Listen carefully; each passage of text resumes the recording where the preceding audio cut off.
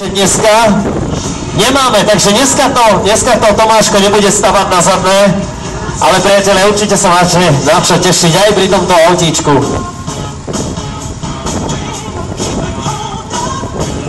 Je to čistý zadný náhon a vedľa Golf Cabrio prvej edície, krásne úprave Karman.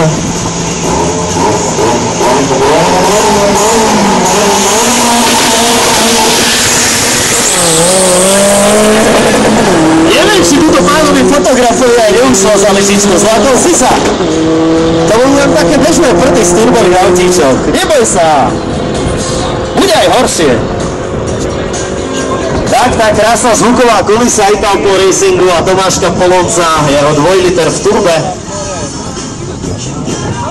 Ale si pamätám časy spred asi 2 ročkov, keď vážne to auto potrebovalo podporné tyče, lebo to staval na zadné.